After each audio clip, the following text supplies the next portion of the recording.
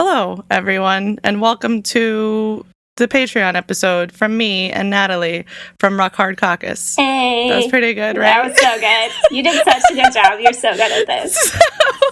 So, we thought that we would do an episode about LuLaRoe because we have been talking about it constantly and have been thinking about it constantly since we watched the documentary that came out, Lula Rich.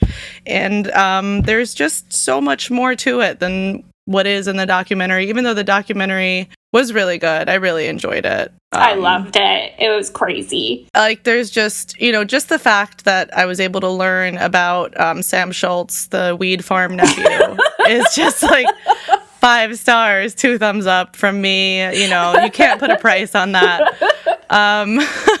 So maybe we can start by, for anybody who hasn't seen the documentary, who doesn't know of LuLaRoe, just kind of describing what LuLaRoe is and how maybe each of us were exposed to it originally. Absolutely. I mean, it's a multi-level market. It's a pyramid scheme. Or it's not legally a pyramid scheme, but it's a multi-level marketing scheme where they basically make these women pay tons of money to get this randomly selected product that they have no say in.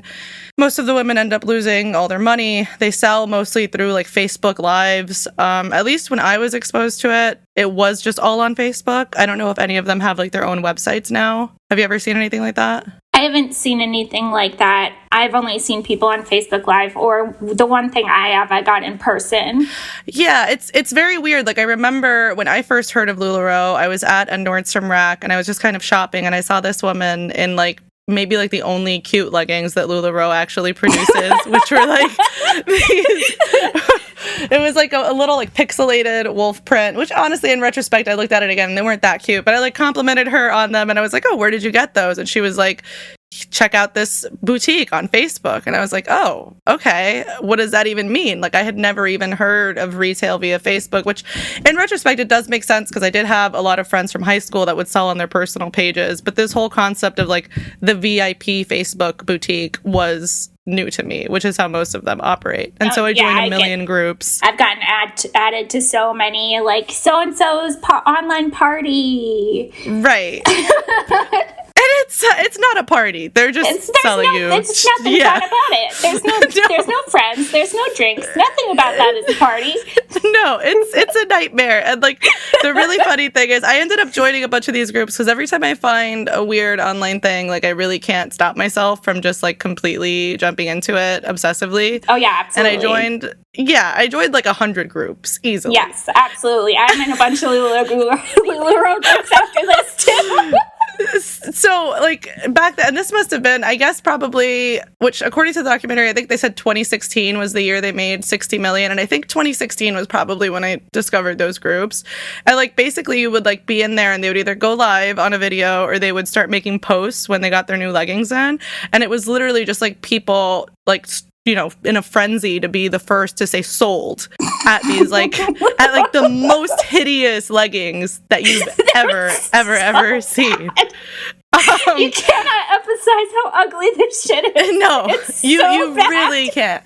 And the thing is, I think part of the way that they create that demand is that people get so hooked on the idea of finding like their unicorn leggings, which is like one of the 5 prints that are like actually kind of nice, that then they just like want to settle. They want to settle for whatever else they can get because you can never get one of the good prints because they only make 3,000 of each print. That's part of their business model. And like they say in the documentary too, they have these graphic designers each making 100 designs a day, which is like crazy.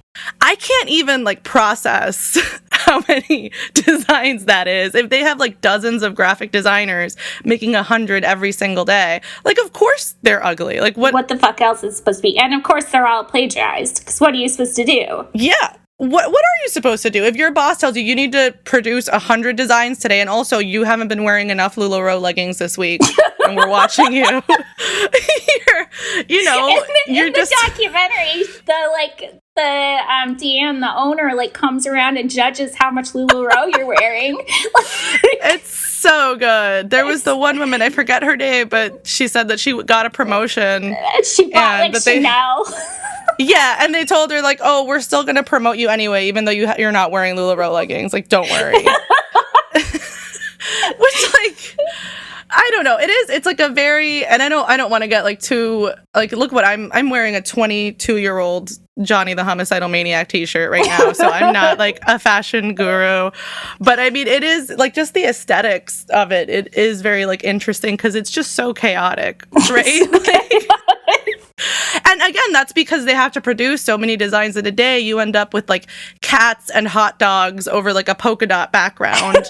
And you'll have that like on a dress. And then the pants will just be like leopard print with like lightning bolts on. And they'll wear these things together. Yep, because you have to make a whole outfit, but LuLaRoe doesn't make anything normal. So like, yeah. You have to put together like these absolutely insane patterns. Did you see the one that was a platypus and a pie? I did not see that one. Now that we're talking about it, I remember like in the groups when there was like a solid color legging or like anything that was like slightly close to a solid color, you would just see people post underneath the leggings like sold, and then like 30 people saying next because like they wanted the normal leggings. Like they're like, I have to black leggings. like it's. I don't even know. Like you just have to. We'll find like a really hideous picture and we'll make that the episode art if you haven't seen them, or you can like Google it and there's a million. There's really funny Facebook groups of like LuLaRoe fail and stuff, which is like. Or, like, there are like the taco on the vagina. Yeah, there are so many designs. Like, they're so ill thought out because they have to crank out so many every day that there are, like, an unbelievable number of, like, vaginal or phallic prints that end up, or it'll be, like, someone's hands coming out, like, for the Halloween Right, that was, like, a zombie one, right? Yeah. Yeah, just coming out of your vagina. It's, you know what? Those are unironically really good, though. Those are really good. I would buy those. But yeah, I don't even know what else I was going to say about it. I'm just picturing all the like hot dog leggings with like the hot dog on the vagina. Something else that's kind of stressed in the documentary, or if it's not said directly, it's said through like the narratives of all the people that worked in the company. Like nobody there knew what they were doing to build up this company at all. Like their kids. Right. And so like the one thing that really struck me was the compensation plan for this multi-million-dollar company was run by one of their sons who, quote, knew Excel really well. They literally ran it on an Excel sheet. I think it was the support guy who ended the documentary on a Star Trek quote, which was great. He said that it would be like people would just be in the spreadsheet at the same time, so stuff would be changing because there was a lag. I think they might have been using like Google Sheets or whatever. It was like a shared spreadsheet for everything, like for compensation, for inventory management, everything through Excel, like through to the point where they were making tens of millions of dollars a year, which is just like, honestly, it's incredible that they've been this successful. As successful as they are. No, go ahead. So the founders of the company have 14 kids, and they just have like piles of fail sons and fail daughters. Two of them are married to each other, by the way. Two of them married each other, first of all. And they were like, it's really great. Like, we're like, it actually turned out awesome. You wouldn't think it was okay, but it's a lot more convenient that our kids are married. It's so normal. They're just like, it's so normal. So they have like all these kids, and all of the kids are involved, and every executive position is filled by a fail son or a fail daughter who has absolutely no idea what they're doing. None. Like the accountant guy just like knows Excel, and the events guy is the greatest character of all. Sam Schultz. We love him. We love him. I think he's the one that says like right at the beginning of the documentary, like, I should not have had this job. I had no fucking idea what I was doing. But yeah, I think he's my favorite character, and I don't want to get too off track talking about him because I could talk about him for a very long time.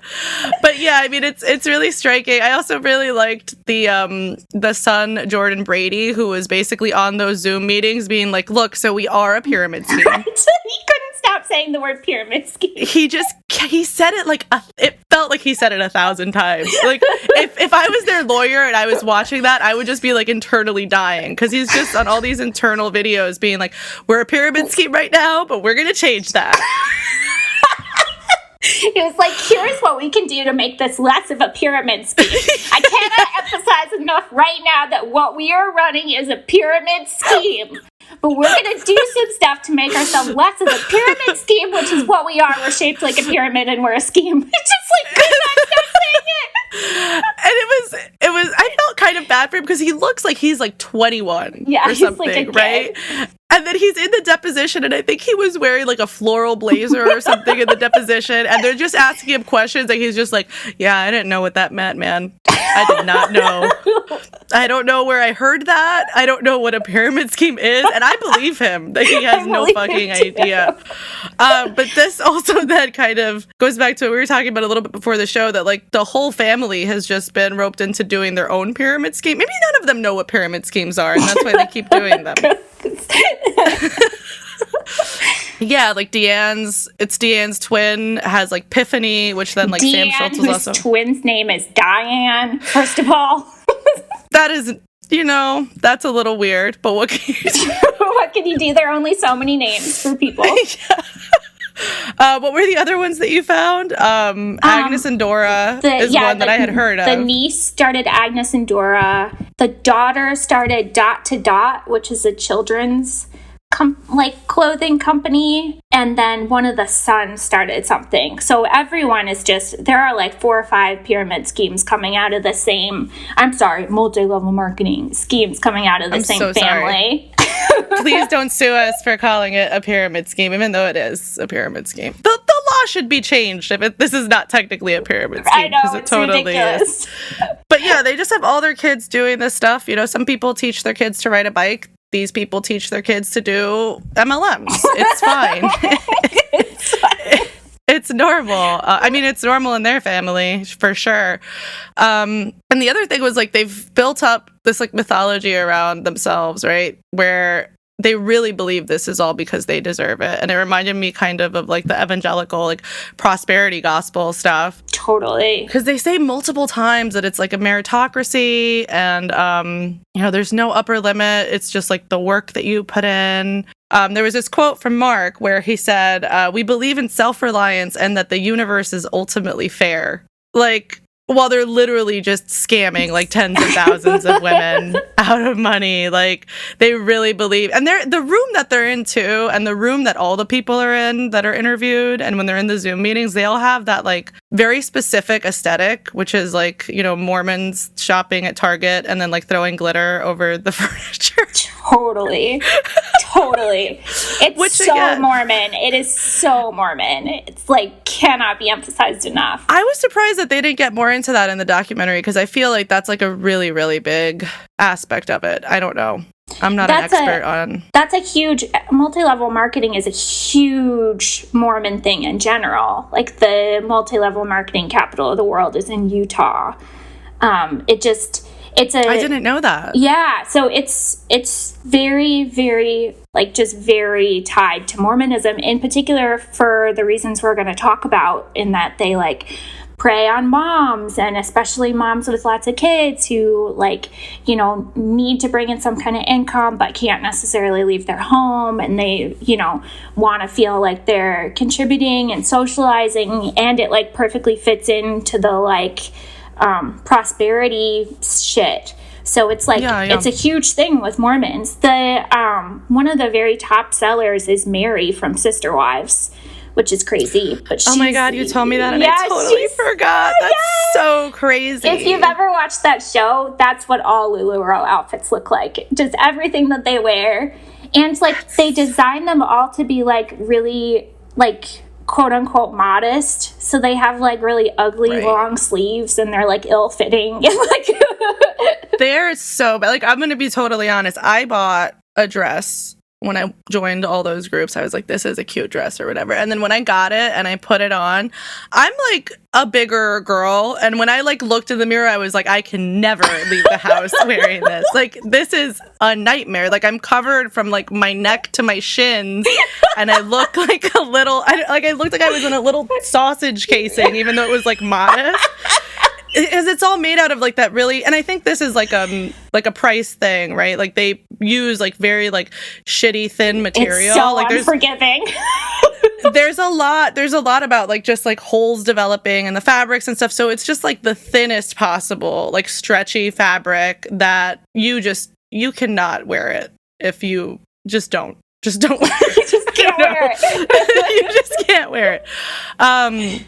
But if you want to get into talking about like the women that they prey on, I thought we could start with a quote from Mark that I pulled from the documentary. Absolutely. So, and this was like one of the most evil things that really stood out to me while I was watching it. It's a little bit long. I'll just read it off. It says, if you want to create incredible wealth, identify an underutilized resource. And you know what? There is an underutilized resource of stay-at-home moms. And they have chosen to be a mother. And if you make that choice, you pay a price career-wise in our country right now. We have a lot of people of faith that have been attracted to this business. We have an army of women that are smart, beautiful, funny, educated, and want to do things. And we want to give them a chance to do that. Here's a place that is a pure meritocracy. Show up and do it. And I think that's like really evil on a lot of levels, right? First of all, he just immediately refers to them as a resource. He's talking about a resource for him to make money for himself and his family. That's it at the end of the day. And then on another level, he's positioning himself as like a savior for these women. And that's how a lot of people who run these MLMs feel. And at the same time, he's presenting it again, like I said, like we were talking about a minute ago, as a meritocracy. Deanne said something similar where she was like, you know, some women took that box of leggings and turned it into $1 million. Some women were afraid of the box and they didn't make any money off of it. Like if you fail at this, it is your fault, right? It's not the fugly, thin-ass leggings. Right. Right, because that's the reality. Literally stink. It's literally just about luck, right? It's about how many people are you willing to sucker in to do this with you, which is the main way that you make money doing it. It's about putting tons of money and so much fucking time and effort into it on the off chance that you'll get some leggings that are not hideous, that aren't wet.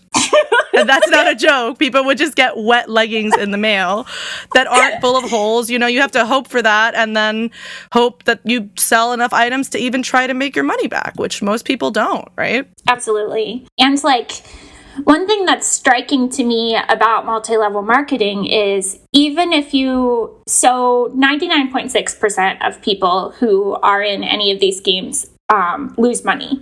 So it's essentially no one makes any money. I know. I have some numbers in a bit that are just horrific, but that always, anytime there's a claim of a profit, it assumes that women's time is worth nothing. It's like, you know, you make so much money, but in order for that to be the case, you have to assume that all this time that women have piled into it is free. Like if if you're also counting the wage someone would have made for 20 to 40 hours a week doing Facebook Lives and like promotion and pictures and text, then, you know, it assumes your time is free. It doesn't include that in any of and that's just like so sick to me. Not to mention, like most of the women in the documentary and most of the women in general are moms with like multiple kids. Like some of the women in the documentary have like 6 kids, and like that's already like that's so much work if you're a stay-at-home mom to like 6 kids.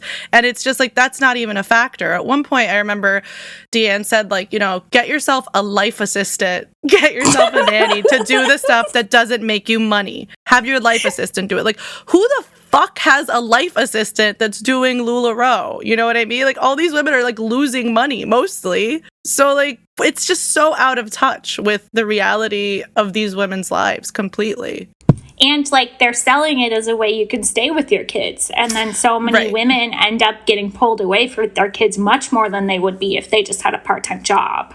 So it's like you're taking these women who just want to spend time with their children. And in America, you can no longer make it on one income. And that's what they're taking advantage of, is people who want to be with their children, and they're tearing them away from their children. It's fucking sick. There was one part, because they do all these like insane parties and conferences. And I remember, I think it might have been Courtney Harwood that said that she was at one of these and she was like, I really just want to be with my family right now. Because they would just like take them away for like days on end to go to these like cult like workshops where they talk about Deanne's mom's book about like the feminine mystery. What the fuck is the name of the book? forgot I wanted to read that. I'm going to find it. I spent like 2 hours trying to find a used copy of Deanne's mom's book, which is like The Mysterious Power of Femininity or something. I'm sure I have that wrong. Please don't yell at me about it. But it is one of those like trad wife books about like being a good wife. And they would also like use this to like, you know, try to indoctrinate these women into this like weird mindset. I think one of the things they said in the documentary that Deanne told them to like suck their husband's dicks. Yep. They said like 5 minutes a day on your knees will keep your marriage healthy. There is like so much bizarre misogyny in LuLaRoe. It's like just out of nowhere. It's insane because like all MLMs take advantage of women. That's like what they're based on. Sure. But they are just particularly deranged. Like they have this whole thing called where they're encouraging you to retire your husband, which is like the idea that you would make enough money at your quote unquote business that your husband didn't have to work anymore and would then go and take over your business for you. That was the idea. Like that he would ultimately be the one that is back to being the head of the family. And the whole thing was that is trying to get everyone's eggs in the LuLaRoe basket. Like Absolutely. If it's your entire family income, then you are just like extra sucked in. You're trapped. You're absolutely trapped. What can you do? Like I remember there was the couple who I think made like a shit ton of money off of this. They're like that 0.4% that made a lot of money. They expressed like multiple instances of just like anxiety that this would be cut off from them if they got on Deanne's bad side, which is what like everybody expressed. She's just like so like in everybody's lives and in everybody's business, trying to like interfere with their marriage, you know, make sure they're wearing the right clothes, having them have fucking weight loss surgery. That was like, I had no fucking idea about that until we watched the documentary. It's absolutely insane. You know, for anybody that hasn't watched the documentary, she would encourage these women to go to, it was Mexico, right? Tijuana. To go to Tijuana to get weight loss surgery because she wanted to be surrounded by people that would look good in pictures wearing LuLaRoe. That's it. Yeah. I mean, I've been watching a lot of cult shit lately because I love cult shit. And it's really striking to me just how similar the tactics of an MLM are to the tactics of a cult. Like, and one of them is always like weird food stuff and weight loss because if people are obsessed with their bodies and they're starving and they're like, you know, those things can keep people exhausted and like sucked in to your cult. Like it's a big thing that people do and it's taking up all your time and it's targeting, you know, your family. It's all these things that just turn it into this. And it's like you're going out and you're targeting your social relationships and your community, and your family is correctly reacting by being like, we're not really sure that you're doing something so great here. You're losing time with us. And then that draws them deeper into the community because they're like, my family doesn't understand. They just like they don't work hard enough. They don't get it. And so then that like drives you deeper into it. Like it's more and more cultish. And like there was even, that just reminded me, there was the one woman, I think her name was Katie Mae Mooney. I might have that wrong. I have a very bad memory, but she had like the whole presentation at one of the conferences. I just found it in my notes. It was Katie Mae Mooney. That she had like the whole speech at a conference of like escape the drama triangle and escape the victim mindset. Use that delete button. Like just cut off people from your life that are giving you bad vibes about LuLaRoe, basically. Which like, you know, I hadn't thought of it in this context until you mentioned it, but we've also been watching that NXIVM docuseries. I think you finished it. Like that's really not dissimilar from how the people in NXIVM described their experience, especially that like being tired and being kept working all the time, like being told like you need to hustle harder, sleeping like just a few hours, you know, tracking like what they're eating, like what their body looks like, all that shit. Like it is just literally pure cult shit. Like that's all it is. And like, you know, making people look the same. Like right. There's so many like cult tactics that are the same in MLMs because like, you know, if you like cults usually preach like you are not a victim, like you are in control of your own life as a way to like victimize people, and that's the thing that they're really into too. And then you end up having everyone in your life surrounding you being part of the cult too, because you're driving away your family, because it's really off-putting to your family and friends to be hit up all the time to buy your fugly ass leggings. And like Yes. I've had that within my own life, like people in my family who are selling like nail strips or like whatever. Oh and my I'm just God. like, the fucking nail strips. My God. My ex sister-in-law did that, and I remember I asked. Did that. And she would like message me. It was Color Straight Nails, and she would message me so often. And like, I ignored it the first couple times because I was like, I don't want to like embarrass her by being like, right. But then I finally was like, you shouldn't do this. You won't make any money. And she was like, I'm just trying to do this so I can stay home with my kids. Like, you contributing this would help me be able to stay home with your nieces and nephews. That's what they tell them to say.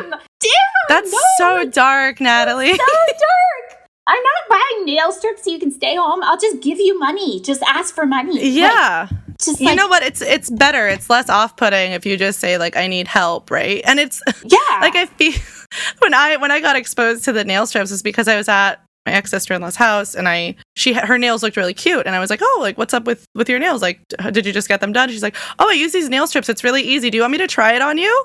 And I was like, okay. And she did it. And then like, as she's doing it, she starts telling me about the MLM. And I was like, oh my God, I'm trapped right now. And I never like confronted her. I was just like, oh, okay. Yeah, no, that sounds good. I'll definitely like check it out later. But that just reminded me, I have talked to one of my friends from high school who's doing It Works, which I'm sure you're familiar with from Facebook as well. Oh my God, the saran wrap. Plus, you guys now talked they about do like it too. keto coffee. Yeah, they did an episode on it. I did, like, I told my friend from high school who like messaged me asking it because I like accidentally liked one of her posts. She was like, do you want a sample of this like fat burning coffee or whatever? And I was like, no. And also, this is like a multi-level marketing scheme. Like, this is like a pyramid scheme. And she was like, oh no, it's not, but I totally understand why you feel that way. Whatever. Have a nice day. Like, she was just like so positive about it. And it is just this like, I don't know, it's like a toxic positivity that they teach these people to take on, to where like, this is good no matter what anybody says. I'm not going to get mad at anybody for even saying it's bad because it's whatever. I just won't talk to that person ever again. And she has never messaged me again. Nixium has a module that's like why we're not a cult. Like, they literally teach you. Oh no. So they do the same thing with MLMs, like how to tell people it's not a pyramid scheme. And I remember, like, It Works especially is just like so transparently like a cult. I remember when they were doing the It Works episode, I talked to Shane about this thing I had come across, which was like, it was like somebody got a number of sales or something, and it was like a lady and her daughter, and they did like a whole ritual with like robes on and stuff. To like commemorate this and be like thankful to the leaders of the MLM. And it was like, okay, this is a little like, how do you know, I'm not going to say how do you not realize it's a cult, because obviously you could say that about anybody being in a cult and lots of people are victimized, but it is just like, it's so blatant. Yeah, it's like, come on at this point. Like, I can see like my mom did a couple of these like 20 years ago. I can see like kind of earlier, but it's like, or like early on in Facebook, but now it's like, haven't you seen all this shit? How do you not know not to do this? When I was a kid, the big thing was like Mary Kay and Avon and like the Tupperware party stuff. And there was like not really, I don't think there was like any awareness of what this stuff was. I think since it was like before the ubiquity of the internet, people just like didn't know, and they genuinely thought like, I'm gonna go to my friend's house and look at some Tupperware and it's gonna be totally normal. Online shopping wasn't a thing yet, you know. It was like, yeah, this seems like a normal way to buy things, and now they have like the sex toy ones and everything. Oh my God, it's so creepy. It's too much. I got invited to one of those. Did you go? Like, no.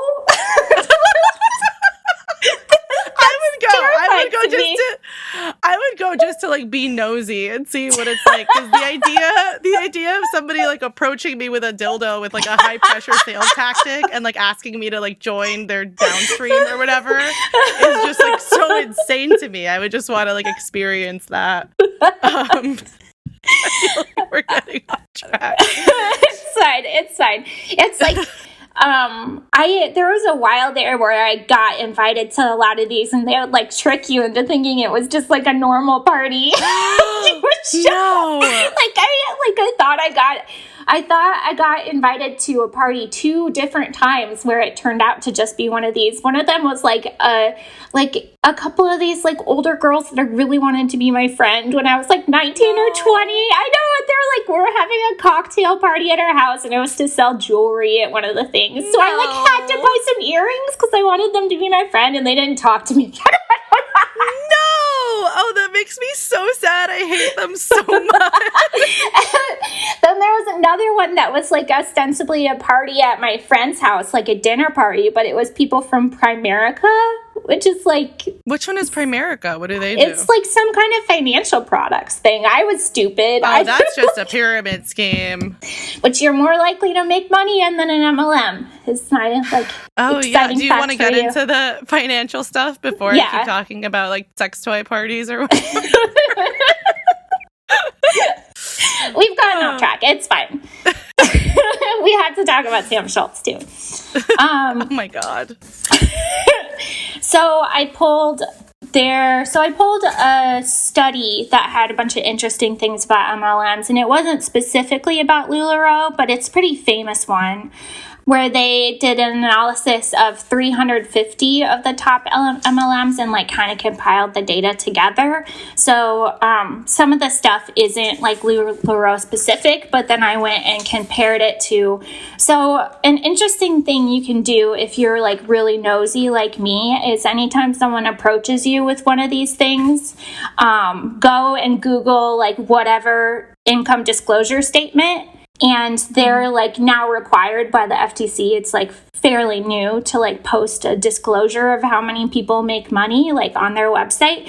If you go on their website, you can usually find like a teeny tiny little link for the income disclosure statements, and it'll show how many people actually make money and how much it is. And it's like always really interesting because I'm nosy and I hate this shit. So I pulled the one for LuLaRoe. So I was going to give you some statistics about MLMs in general from this like meta-analysis study, and then talk a little bit about the numbers I found for MLMs, or for LuLaRoe specifically.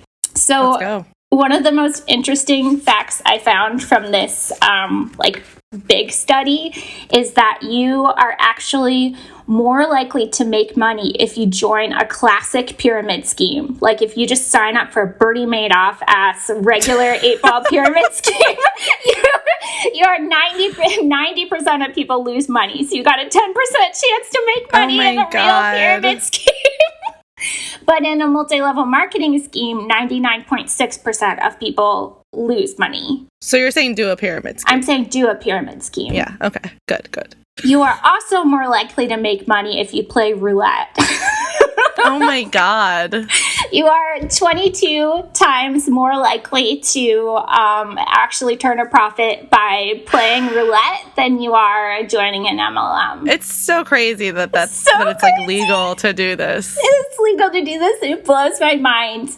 And so they went and kind of compared, so it's 350 MLMs that they all put together. This is from the Case Against Multi-Level Marketing from the Consumer Awareness Institute by John M. Taylor. And it compared, so like a legitimate small business is profitable for about 39% of people over the lifetime of the business, where it's less than one. Yeah, so like, they'll make the argument that like lots of small businesses fail, and that's really true, but it's nothing compared to the failure of an MLM. Like this is not a small business. Like, right. He says at the end that it would be fair to refer to this as a buyer's club, which is just like if you get together and buy products for more than they're actually worth on the market, but they are not like small business opportunities. So when you pull income disclosure statements, first of all, there are drawbacks even from that. So they analyzed like all of the income statements for these different companies, but they gave the disclosure that like when you're pulling those disclosure statements, the compensation plans always assume an infinite market and a virgin market, neither of which exists, which is like one of the big issues with LuLaRoe is there were just so many retailers that there were like, 7 people on one block or whatever. So their compensation assumes that you are entering a market where there are no other LuLaRoe retailers. So, and that there is like a potential for infinite growth of the LuLaRoe. Like, of buying like hot dog cat leggings. Like there's no limit on how many hot dog leggings people are willing to buy.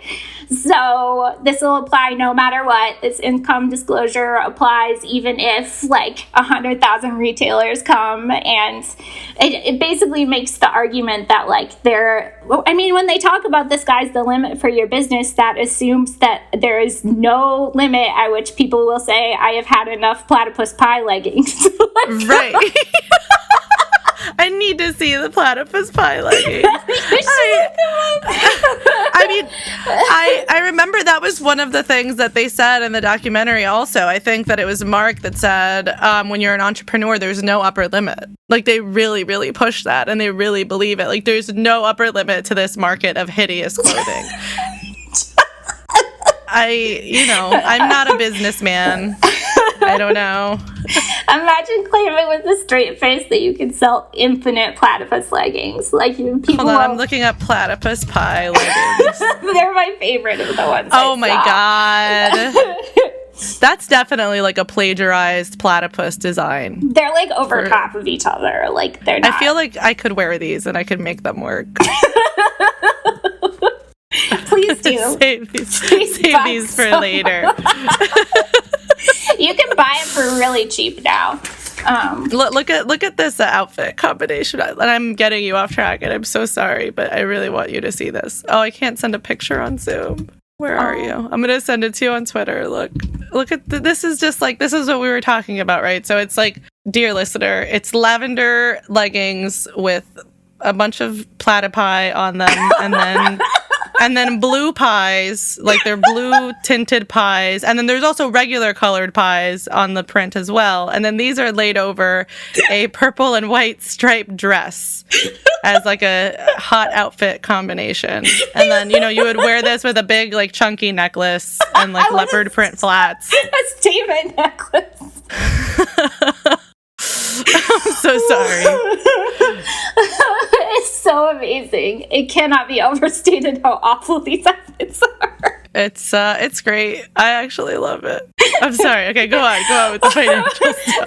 No, it's fine. Oh my goodness. Okay, so from the National Federation of Independent Businesses, surveying small businesses in the year the study came out, over the lifetime of business, 39% are profitable, 30% break even, and 30% lose money. So the break even rate with MLMs is even like 99.6% of people do not make any money at all. So it's like, if you're looking at this, then theoretically that like extra 30% of people that break even, it's like you're not even doing that. So like if you start a regular small business, you should be able to prove that like, you have a success rate of at least 40%, but they can't even show that you have a success rate of larger than 1% for any MLM. There's no MLM out there where the income disclosure says that you could possibly profit, or that more than or less than 99%. You know what I'm trying to say. Yeah. Let me put that together better. So there is no MLM out there where the likelihood that you profit is higher than 1%. Not one. Like, people will claim... That's so fucking crazy. People will claim that theirs is different, or like this company is different, or like... But it's just, there is not a single one. If they use this business model, it is impossible for you to profit unless you're in at the ground floor. Like, if you are the first one there and are incredibly good at recruiting. But otherwise, no. You're much better. Or if you have like a built-in audience like Mary from Sister Wives, right? Yeah, or something like that. But some interesting stuff about the taxes, but we can talk about that next. Okay, so for LuLaRoe itself, you can, it's really easy to find their disclosure statement online if you just Google it. But the graphs are really striking. But basically, 50.1% of people make $1 to $4,990.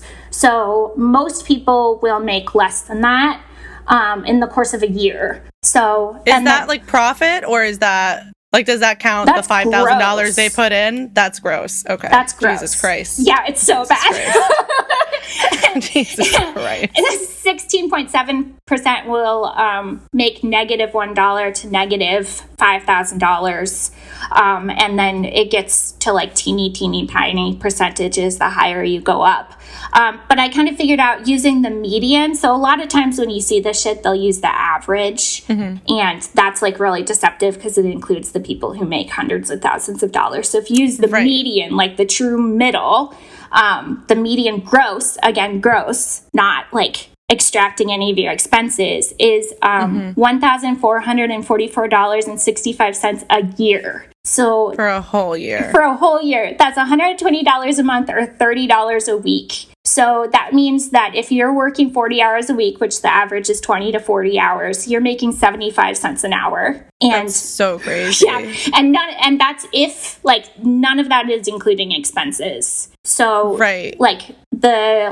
your cost of inventory, you have to buy 33 new pieces a month to stay active in the system at all. And you don't get to pick those pieces again. It's just whatever shit they decide to send you.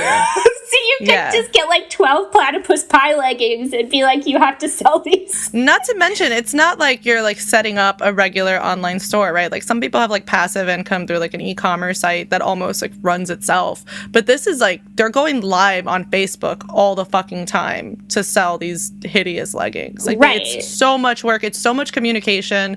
There's no like inventory management. It's all like done like person to person and like through PayPal and stuff. You know, it's however they can figure out how to organize it themselves. It's not like they give them a back end to like deal with orders or anything. And the like independent retailers have to do all the returns and exchanges themselves. Right. Which is kind of, so I went through the Better Business Bureau on LuLaRoe, and there was a bunch of complaints about like, I'm not able to get my money back. And the response every single time is like, you need to go back to the person who sold you the leggings. Right. And so those people are having to then lose that money and do all the legwork to return the leggings. And they're having these people come back to them and be like, where the fuck is my money? But they don't have any control of it. And the backlog for like returning refunds and inventory is between 3 and 12 months. So it's taking a year plus for people to get money back for stuff. And they're just like coming back to their like independent retailer and like, where's my money? And that poor person has to do like returns and exchanges. And it's like, they're just offloading all this work on people. Yeah. And you can't, there are so many restrictions on how you can market stuff. So you can't do just like an e-commerce website. You're not allowed to do that. No. You can't just do like, Natalie.com and list everything on there. You have like, come buy my ugly leggings. That reminds me as well, like this whole like kind of like offloading stuff onto the retailers kind of characteristic of their whole business model, right? Like I remember there was one part in the documentary where Mark, and I don't know if we said this, but Mark is Deanne Stidham's husband. He's the co-founder of LuLaRoe, or I guess Deanne co-founded it with Diane. And then he came in. Right. But Mark is in charge now, very clearly. And he said something about like, we viewed the way that we ran things, and what he's talking about is like the pyramid scheme and like recruitment scheme, as like not having to have like hiring managers that you like don't trust or whatever. We were like outsourcing the work of hiring managers to people who like actually care. And it's just like so transparent that it's just like, we actually don't know how to do business operations like at all. We don't know how to do anything. We literally know how to do nothing. And yet they're so rich. They're so rich. Yeah. So the only way it's basically possible to make money with LuLaRoe is recruitment bonuses. And so I pulled out that chart too. And the median earning was $0. It's just and like, this is the main way that people make money, right? Right. Yeah. It's like getting other people to sell under you because you get a cut of it. So yeah, it's like 20% of people who ever get any kind of recruitment bonus check, and then it's less than 1% of people who ever make enough to live off of. Oh my God. I mean, because a lot of people probably get roped into it just being told, like, hey, I make so much money doing this. You can do it too. You just have to sell. Like, they probably don't even think about the fact that they're going to have to, like, you know, recruit 50 people under them to, like, make enough money to get by or whatever. No, I mean, people genuinely believe that they are, like, starting their own business. I mean, they genuinely believe that. And, like, they're taking out loans to the, like, amount that you would to start a small business. Like, the documentary talked about how they would encourage women to sell their breast milk. That was so sick, dude. So sick. Like, take literal food away from your babies that you, like, made with your body. And so, oh my God.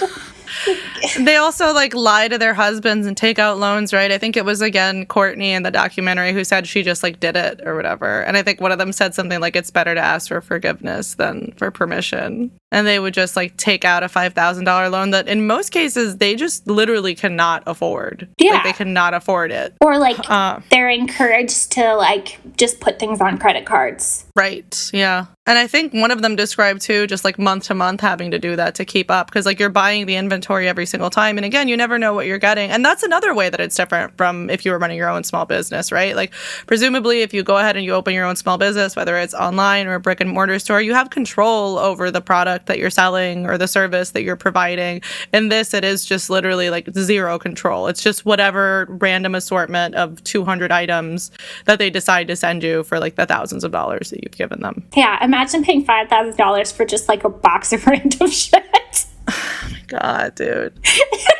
Like, you could get the vagina taco one and then be like, I have to sell it. Oh my God. You have to, like, pretend too that it's, like, really good because you have to do it on Facebook Live. So you have to act, like, really excited about it and try to, like, conceal the taco that's right over the vagina when you're, like, holding it up. Because that's how they do it. They, like, hold up each item. Oh.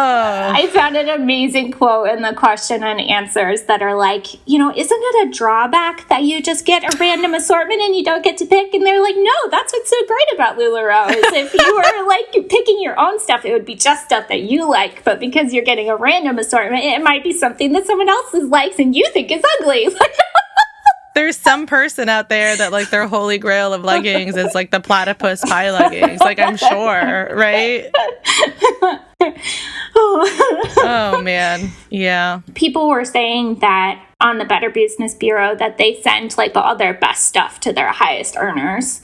And then, like, things that they can't sell, they shovel off to all the, like, lower people, or things that they, in the documentary, they have, that they literally didn't have enough storage facilities because they were just growing so fast and people were so incompetent that they just had, like, thousands of leggings sitting outside. Right. And so they were rained on.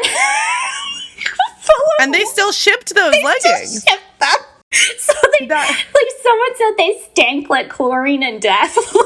Oh my God. That reminded me also, like, I remember in the groups that I was in, like, seeing people talking about that, about, like, the higher earners being the ones that got all the good prints, because around, like, holidays, they release limited prints. Like, for Christmas, there's Christmas leggings. For Halloween, there's Halloween leggings, etc. And you would see people complaining, like, I literally did not get one Halloween print in my box, and I'm seeing all these other sellers that got, like, 20 Halloween items in their box. Like, what the fuck is going on? And it is just, like, so obvious that they're sending it to the people that are already bringing in the most money, probably through, like, the recruitment scheme or whatever. And the other thing is also they're not allowed to return the limited run print. So if anybody at, like, a lower level did get one of those prints, there's not, like, some of the other stuff, even though the returns process, I think you have some information on that, just, like, doesn't fucking work.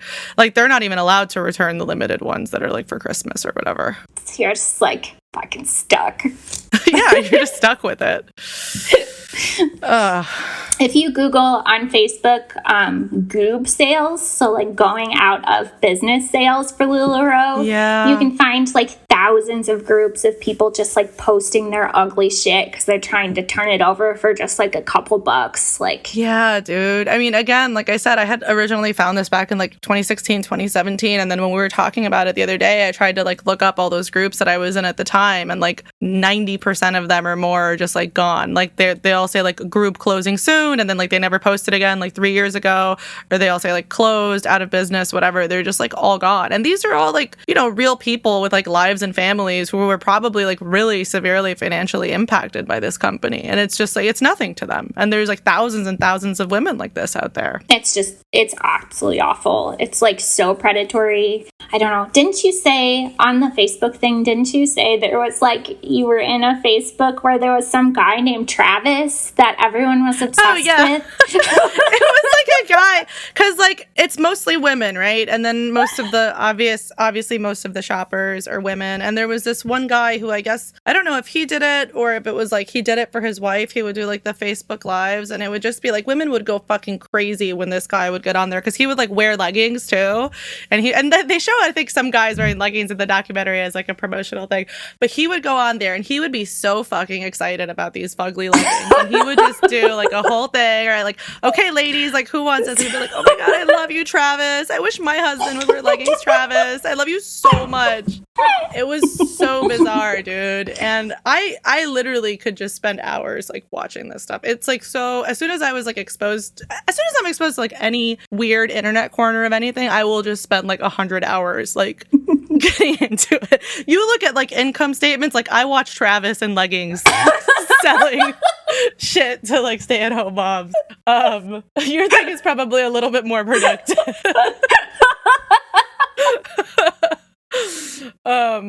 Yeah, dude. I love it. I love scams. I can't help it. I do too. I mean, when I saw that lady, there's a woman in the documentary. Gosh, let me find her name so we can mention her. The lady who was like who just got into it being online. Yeah, I don't know. I found it. It is Becca Peter. It's Becca Peter. Okay. Fuck, I don't remember what I was going to say now. Oh, I was going to say that when I saw Becca Peter in the documentary, she like literally just got into this from like an anti-MLM perspective. And she said she became like obsessed with it and like learned all this stuff about it. And then like eventually helped like kind of bring them down. Yes, and I was like, God, lady. that could... Yeah, I was like, that could be me if I was more productive. Absolutely. And it's this woman, and she's in the documentary just because she hates MLM so much. That's her only qualification. Her like actual job is she has like a real little art store where she makes washi tape, but in her I'm such a fan of her. I thought of you too. I was like, Carrie and I, we could do this. We were born for this. If I could like do something productive instead of just like spend like 12 hours until like 4 in the morning reading internet posts, I could totally bring down a multi-million-dollar company. It would be so easy for me. It would be so easy. I should be quoted in a documentary. They should put me into a Nixium documentary. I'm an expert now. I've read everything. The good thing about Nexium is at least that guy is in jail. Yeah, I mean, these people are still bopping along. They belong in jail. Totally. Jail shouldn't exist except for these people. Absolutely. They like the thing is like even if they take LuLaRoe down, there's another one popping up in their place. Like there needs to be a massive anti-MLM campaign that we're just not going to have the political. I mean, this is going to be with us for a long time because it requires. There's got to be like legislation regulating it, and there's just not. There's just not. There's too many loopholes that you can exploit, and the reality is that they have the money to deal with lawsuits because they make so much fucking money off of this. Right, and they have like an enormous lobbying arm. Like called the DSA, which is not the. I was listening to this podcast called The Dream, and it's about multi-level marketing, and they kept referring to it. It's so good. They kept referring to the DSA, and I was so fucking confused. What is the DSA? Direct Sales Association. Oh my gosh, that's the bad DSA. That's like the doppelganger to the to like the DSA. I was like, what are all these like commie dorks? Why are they like? Why are they lobbying? No. Yeah, so they have like massive lobbying organizations, and like it's like so in all levels of government, like the DeVos family, like it is the Amway family, like it's so yeah, it's like so integrated, it's so bad. But Oh, yeah. Can we talk about the tax stuff a little bit? Please. I'm sorry. I think I got us off track again. Please. No, it's okay. I'm just like really fascinated with the financial stuff with LuLaRoe. I get really into this shit, which is like so lame. No, it's so cool. So they state for the purposes of the DSA, they refer to this as not a job but an activity. So for tax purposes, you do not file your taxes as though you actually own a small business, which should be a tipping off for people, but like people just don't get it. They don't look into it. They don't understand. Sure. But it's taxed as like hobby income instead of business income. Oh, it's not even like independent contractor. It's like, oh my God. It goes in, so it's taxed the same way gambling income is taxed. So it's like, because you're not ever making any money. So expenses from a business that doesn't produce profits for more than 3 years does not qualify for business expense deductions, but are classified not as business losses, but as, quote, hobby losses. So you can't even deduct any of this shit from your taxes. Like all the money that you put into it, and they encourage you heavily to like reinvest everything you make. Right. So that's part of the problem when tax time comes, is that people, I mean, they have no support. They're not business people. They don't have business classes, so they aren't withholding the taxes that they need to. They're just reinvesting everything back into the business. And so then, they maybe claim so much income, but they haven't paid income taxes on any of it. So they end up like taking huge hits because they're not setting aside like 10 to 15% because they just don't know. And then, it's taxed as though it's like random money that you make. Like if you gamble and you make $800 and you claim it on your taxes, it's going to be taxed at that rate, and you can't do any deductions for business expenses because it is not a business. Oh my God. So like all the shipping materials and all that shit that they have to pay for themselves, they cannot even claim any of that. You can't claim that stuff because it's not possible for it to be profitable. Like it's so sick. So that's really fucking sick, dude. It's so sick. So it's classified as a hobby loss and not a business loss. So like if you lose money at a business, you can get tax relief for that. But if you lose money at this, like, it's basically just if you had blown fun money. It's so sick. And like that's how like the lobbying agencies kind of get around stuff, is that they say this is like a hobby activity. So when they're selling it to moms, they're selling it as though they're a business opportunity. But then when they're turning around and going to politicians and regulatory agencies, they're calling it a hobby or an activity. Right. So that feels fraudulent. That feels like it should be illegal. It's all should be so illegal. It's so funny. Like how? It's literally shaped like a pyramid. I don't get How is this possible? So another lawsuit that they're under right now is related to taxes, which is so they're being sued right now. It's a class action because so if you buy something on like Etsy or Amazon, or if you use Etsy to sell stuff, it's within a commerce platform that does the taxes properly for you. So some states charge sales tax on certain things on clothing, and some states don't. So LuLaRoe charges it based on the location of the seller, not the buyer. So that means that someone could be buying leggings from a state that has no sales tax, but paying taxes on it because they bought it from another state, which, if that makes sense. And so that money they're just pocketing. So that's crazy. Yeah, it's insane. And I think that is like less intentional fraud and more just like they have no idea what the fuck they're doing. Oh, absolutely. Yeah, for sure. Yeah, they don't have any kind of platform set up to sell any of this stuff. And they're like in denial about the fact that they're an online business. Right. Because it's like the model is built for like going door to door, but people are doing it all over Facebook. And so they're just mailing it and no one is charging taxes correctly. And they're just basically like, because some states don't have tax on clothing, but people are still paying tax on the clothing. To LuLaRoe. To LuLaRoe. Right. Yeah. Fuck. Yeah. It's so bad. And that lawsuit is ongoing? Yeah. The like You're That's a Pyramid wild. Scheme lawsuit that they talk about. Oh, they talked about how it was settled, right?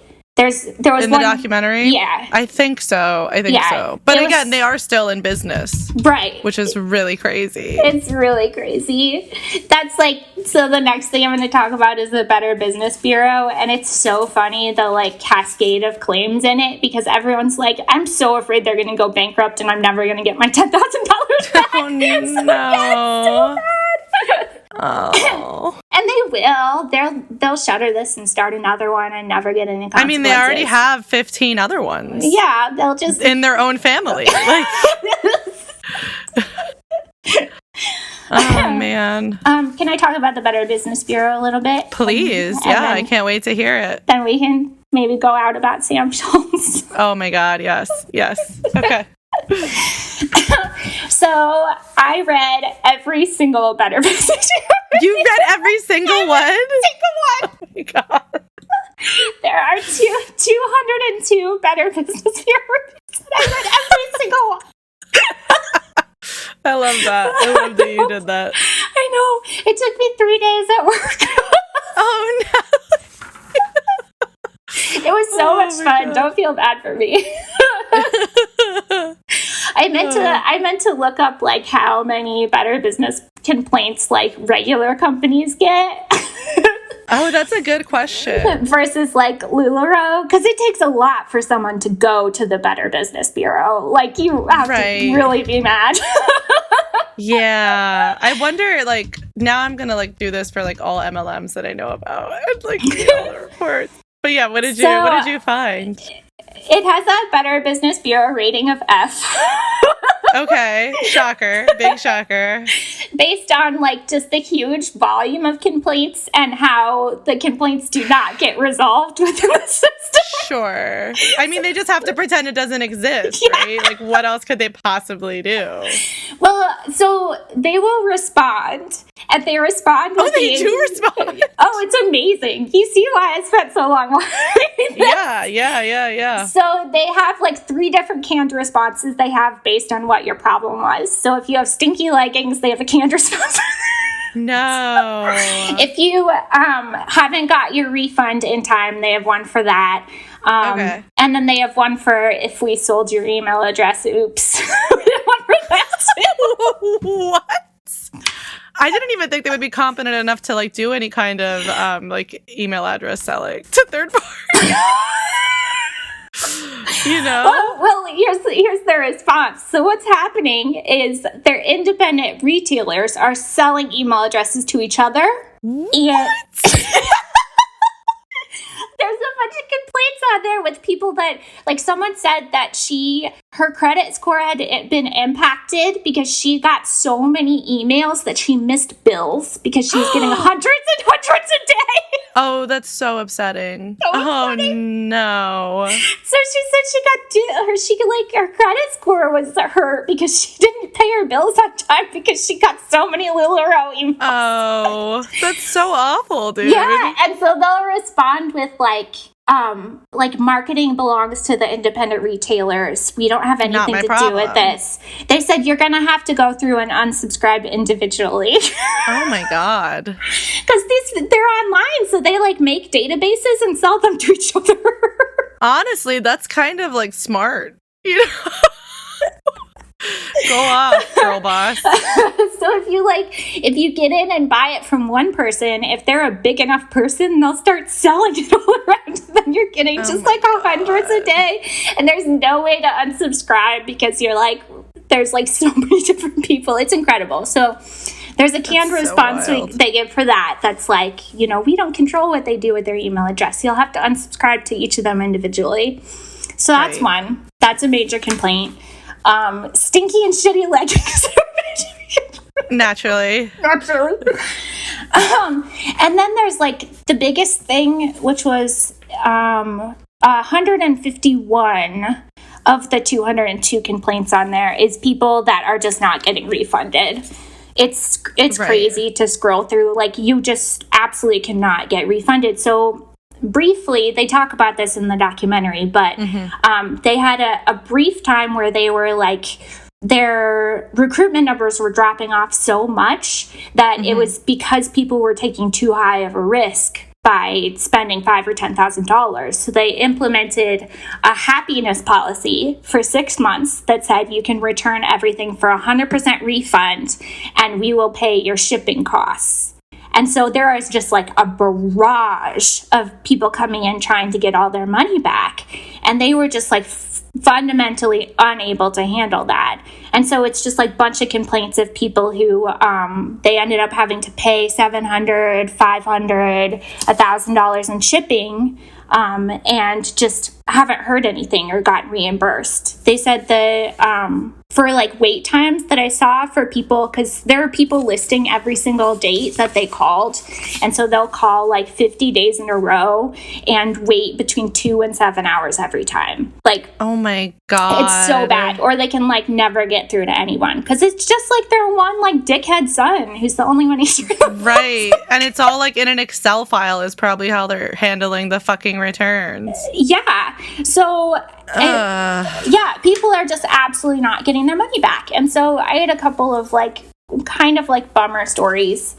Oh no. Yeah. So this one is dated 1/18 of 2019. They said they returned $9,436 of clothes March 16th of 2018. So 10 months later.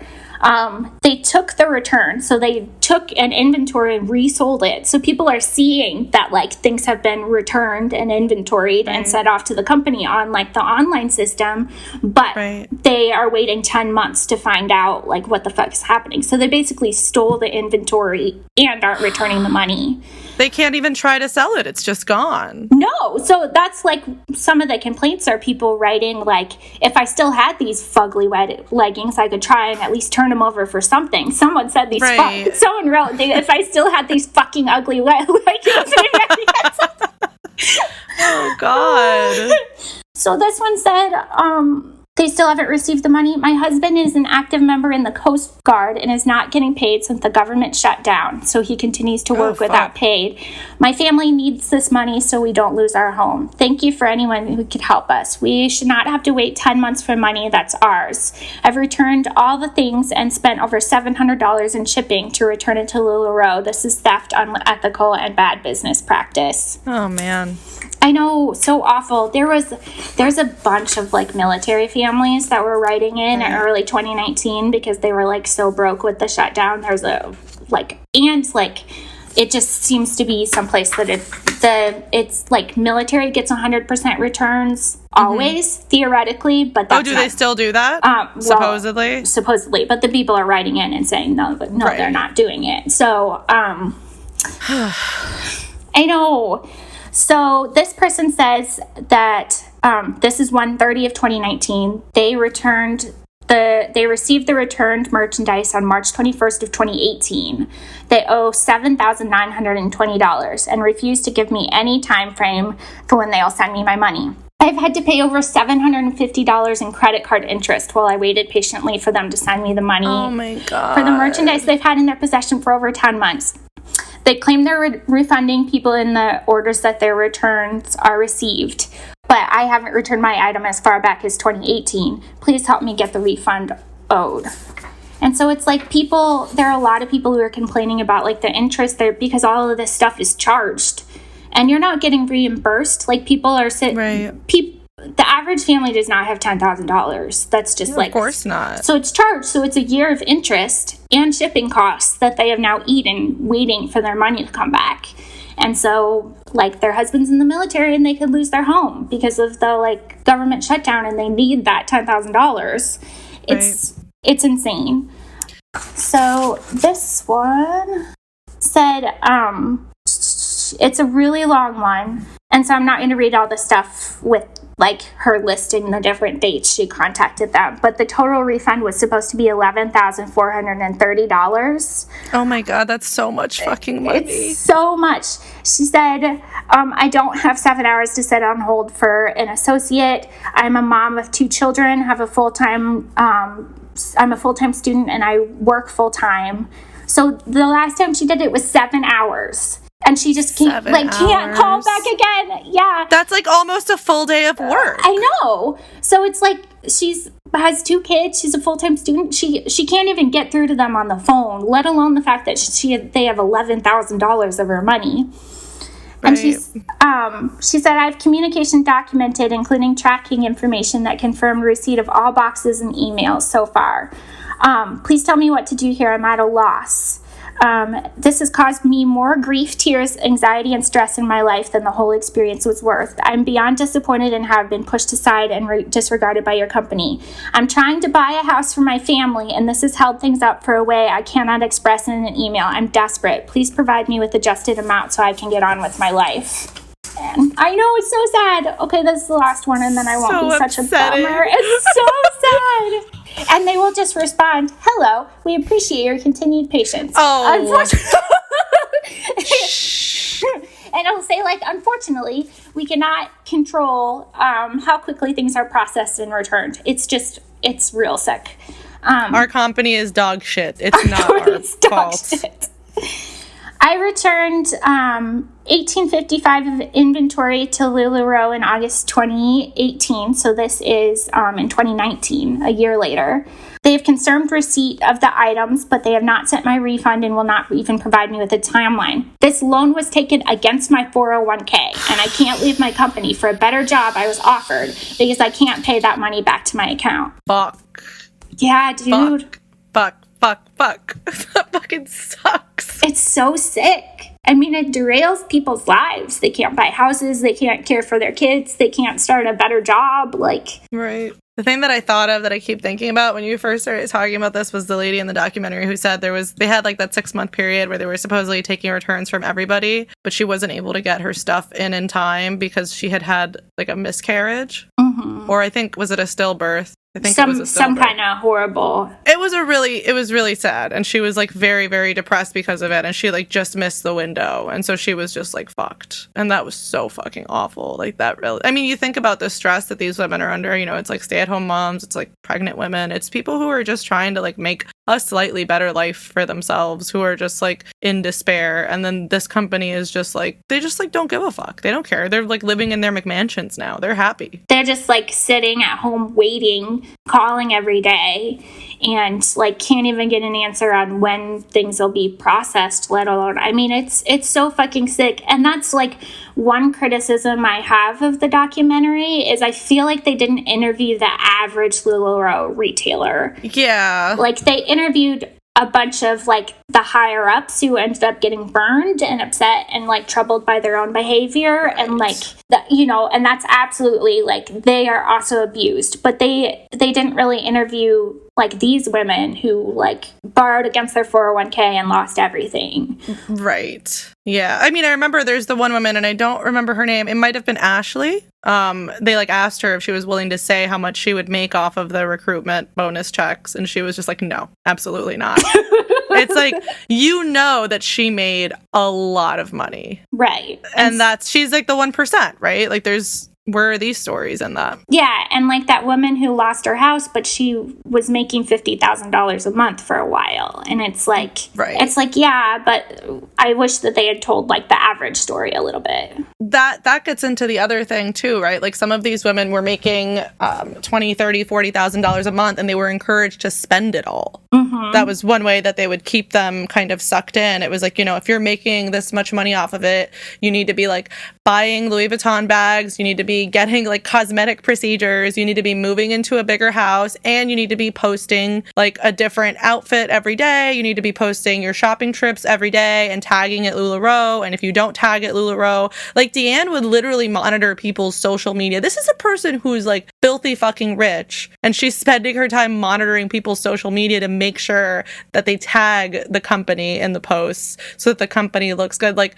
again, like this really speaks to just like having no fucking clue what you're doing. Like she's not even like just relaxing and enjoying being rich. She's doing the job that you could like pay an intern to do or something. If you had like any fucking sense, she's just like at home monitoring every aspect of these women's lives because she's fucking crazy. Absolutely crazy. I mean, it's like fucking deranged to still work. I don't understand all these. It's like a fucking sickos that like make this much money and then like still spend their time doing this shit. Like, go relax on the beach. Like, fuck off. Right. And the fact that they want to like keep doing it at this point, like, just shut it down. Just shut it down. Give the people their money back. Like, you should have money to just like not have to fucking work anymore. But no, they want to just like keep it going indefinitely, I guess. I mean, they think there's no upper limit. And I guess they're probably right, because they're just legally allowed to keep creating more and more MLMs through like their network of their family network. And it is just like bottomless. Like, it just keeps going. And it's like, if they shut down LuLaRoe, they'll just transfer their energies to another one in the family. And like, it's pretty upsetting, like, to see stuff just still like popping along. We talked about this a little bit, but the other criticism I have is, I mean, I loved it. For the record, this is like my favorite thing.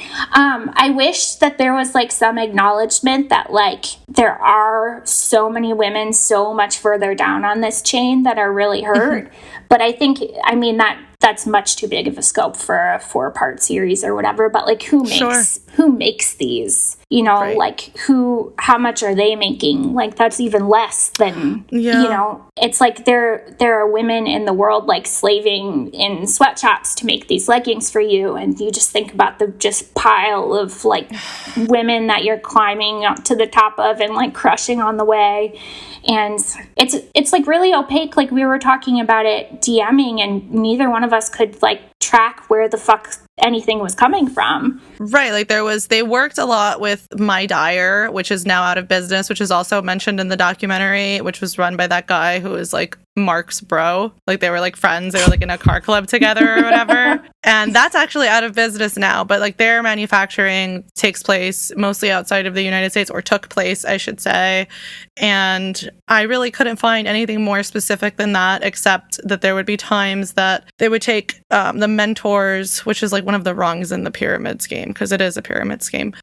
They would like take trips out to like the factories. And there was the one I told you about where they went out to like Guatemala, and then okay, tell me what the Guatemala bag thing is. So I came across this story on LuLaRoefail.com, which is apparently now no longer updated, unfortunately. And I will mention at the end something about that, which is kind of funny. I came across this story. I guess this person has like a source inside of LuLaRoe that leaked text messages to them back in 2017. So basically, like I said, a bunch of LuLaRoe mentors got invited by Deanne on a trip to Guatemala so they could like look at the factory, you know, be there for a few days. It's not uncommon for her to do this for like the top sellers, to like take them out somewhere and just like kind of like party or whatever. And before I get into it, let me say a little bit about customs duty for our listeners that aren't familiar. And I'm not an expert on it, but I just like, I don't even know how I know about it, but I know a little bit about it. And it's basically like a tax that you pay when you've been in a foreign country, you've bought something, then when you're coming back into the United States, you're supposed to pay a tax on that. Depending on the country you're coming from, it can apply to gifts. It just varies by country, how long you were there, etc. So, you know, what does that have to do with LuLaRoe, you might wonder. Like I said, they were on this trip and they toured some of the production facilities, and they also came across these like independent artisans that made these like really cute leather and woven fabric purses. And I guess Deanne saw this as a business opportunity because she encouraged all the girls that were with her to buy purses, like a lot of fucking purses. I watched a video of one of the girls that actually had her purses confiscated by customs. And she said she had over 100 purses. Oh, you're frozen. So I saw this video on the LuLaRoe Fail website, the same blog that I found this story, that this woman said she literally had over 100 purses that she had bought at the direction of Deanne, which she tried to tell the customs officers were meant to be gifts. And the funny thing is, in the video too, she totally stands by these being gifts, like quote unquote, for her team. And she says, you know, these guys are like just not used to our level of success where you would have money. You would have money to give hundreds of purses away as gifts. They just really don't get what we're all about. But it's like really obvious that these were not gifts at all. She got like a couple dozen women that were on this trip to buy like 100 purses or more each. It's unclear how many. And then you might be wondering, like, how would they sell these? You know, that's where the LuLaRoe supply store comes in. I don't know if you know about this. This is like, it's a website, and I think it's still up. This is a website that's like run by like the home office, by the actual company. And they sell stuff directly, like completely cutting out the retailers. A lot of it is just just regular LuLaRoe merchandise. Like if for some fucking reason you want a straw hat with a LuLaRoe logo on it, that's where you can go to buy it. So they sell like these exclusive items on there, and in this blog they had like screenshots of like a sale that they had, like a pop-up sale, and there they were, the Guatemalan purses that were all legally imported for free as gifts. So, you know, basically Deanne had these women illegally import a bunch of purses. And then like artisans. And these are not in the same price range as the leggings, okay? Because the leggings are like $20. Right. These purses were hundreds of dollars. Like the ones that I saw were like $220, $250, like that price range. So this is like extremely illegal. When you declare something as a gift for customs purposes, you're saying, I'm definitely not going to sell this. Right? Like that's the whole point. You know, this is for me. This is to not make a profit off of. But there's all these pictures of Deanne and a bunch of other women just standing in front of racks and racks of these illegally imported purses. Something about that's so funny to me. It is really funny. Sure, for my 100 closest friends. Yeah, look, I'm gonna send you this picture. I'll send it to you on Twitter. There's just like, I don't know, there's something like so specifically appalling about this. I don't know why, but it is just like so fucking gross that they did this, because they are just trying to like, you know, cut out the artisans from any kind of like cut that they might get off of knowing that this could be like an extremely profitable business, right? Oh my god, there's so many purses. There's so many fucking purses. They're like on like legit racks, like at a store. They're like mall racks. They set up like this little shop, and it's fucking crazy, dude. So a few months later, one of the ladies that was in the documentary, Courtney Harwood, she decides that she wants to import these bags legally. Okay, so she gets a whole supply chain set up. You know, in theory, she's like working with the artisans. She says she's setting up a fair trade company. She wants everybody to be fairly compensated. Isn't that like really cool? It's so cool of her. So Deanne finds out about it, and she swoops in.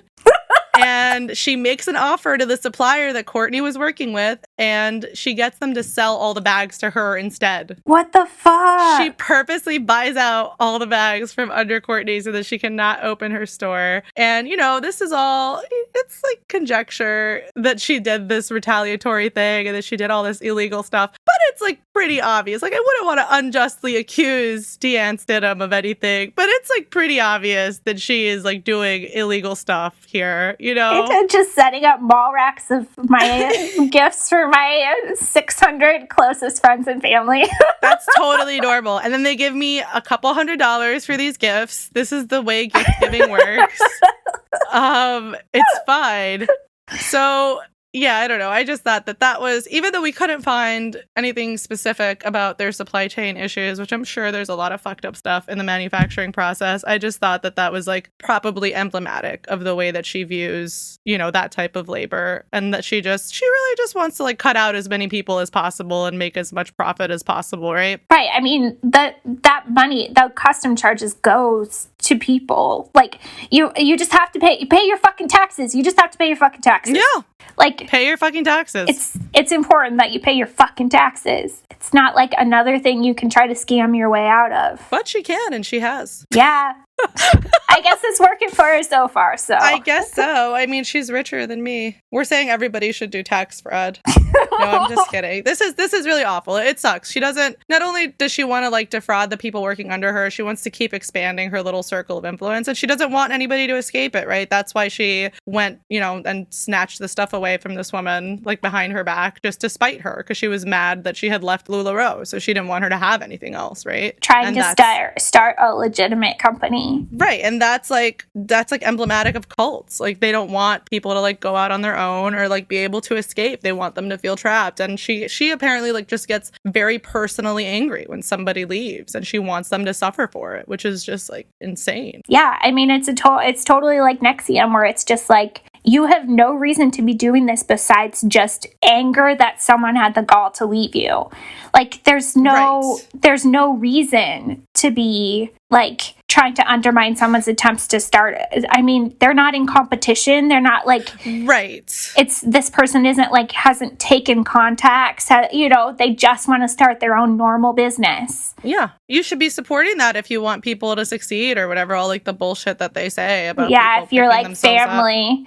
I saw that their online like platform that they log sales in is called Blessed. Oh, God. Just fucking kill me. Just fucking kill me. What else do we have to talk about besides Sam Schultz? Do we want to round up on Sam Schultz? Okay, yeah. I mean, let's talk about Sam Schultz. I am obsessed with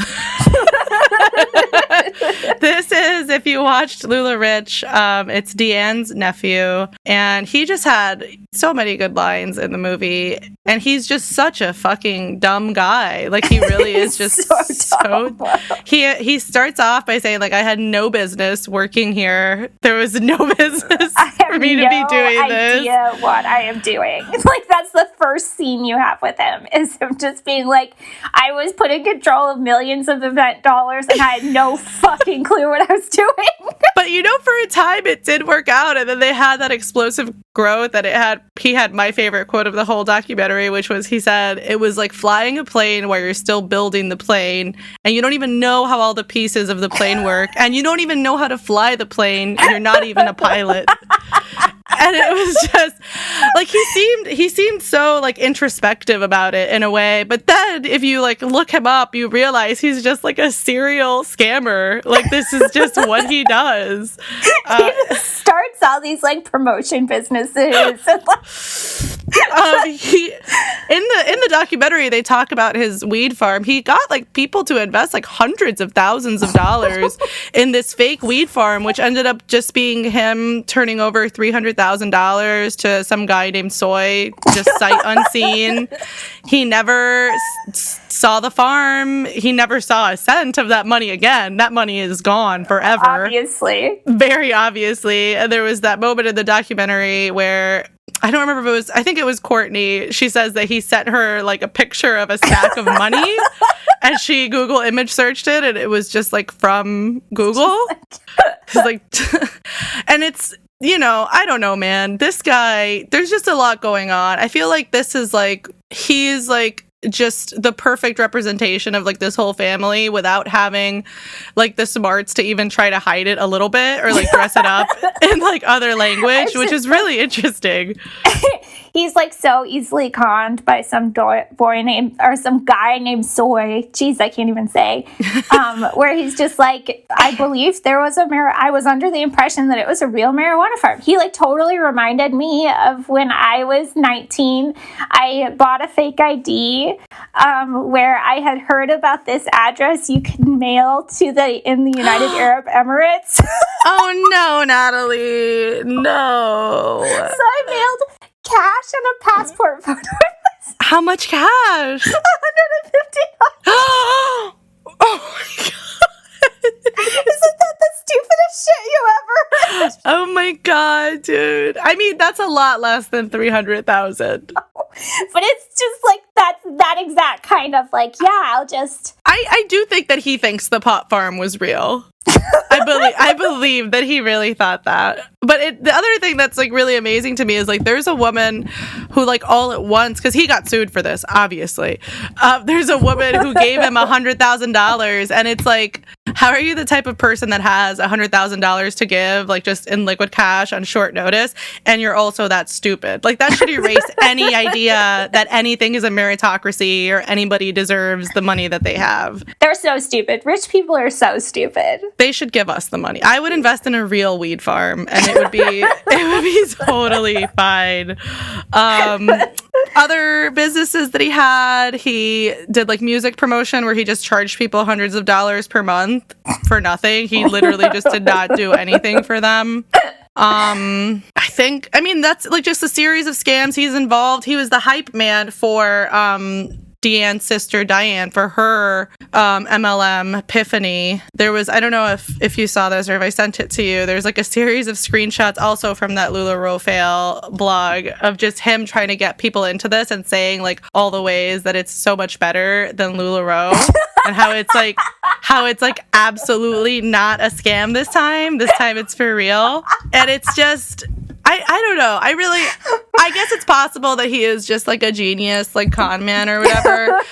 But he just strikes me more as like the person who's like he really thinks he's doing a business. Yeah. You know what I mean? Oh, no, I don't think that he is like some kind of, if he was a master con man, he wouldn't be on TV saying like, I'm literally so stupid. I don't know what.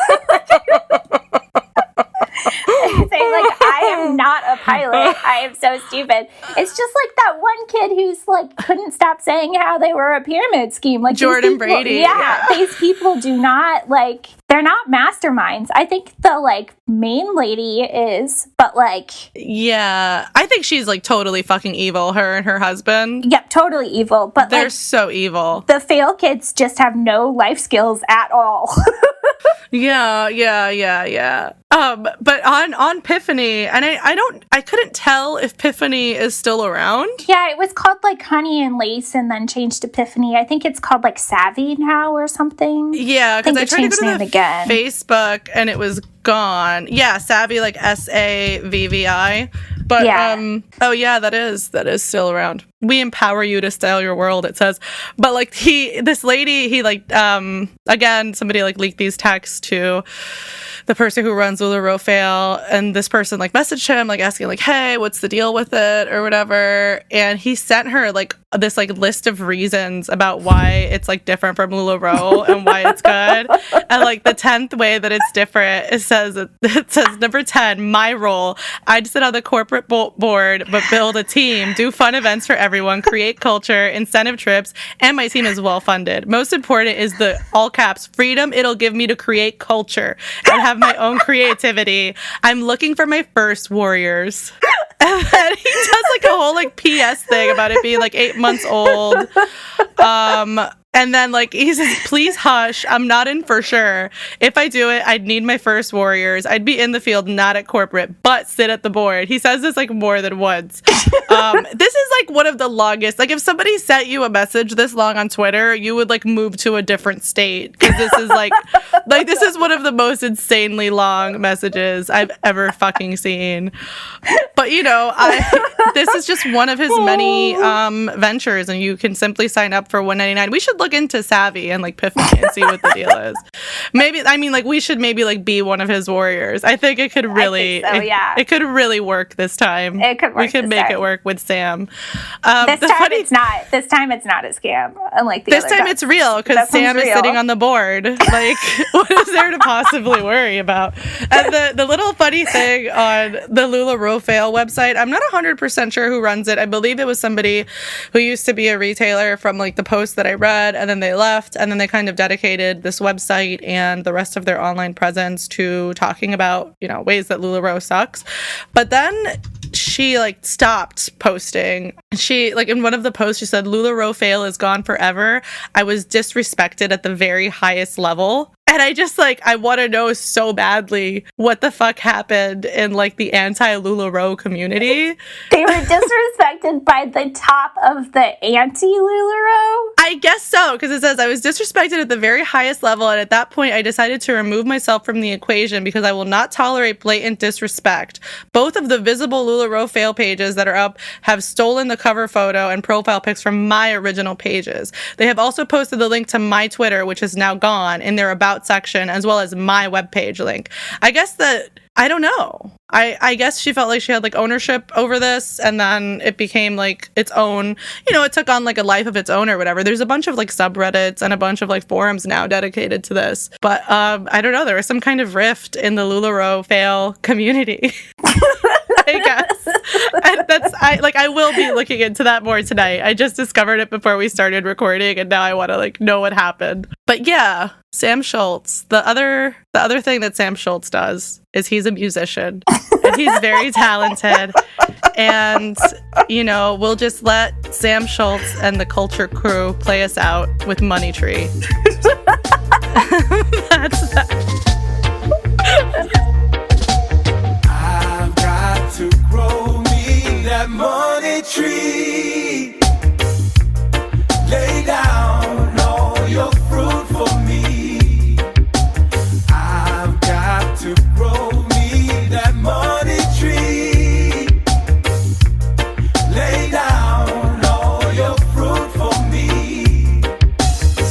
Sometimes in our lives we run into so many struggles, work ourselves right down to the bone. But hold your head up, plant your feet, never let it get you down. Sow your seeds, watch them grow when you put them in fertile ground.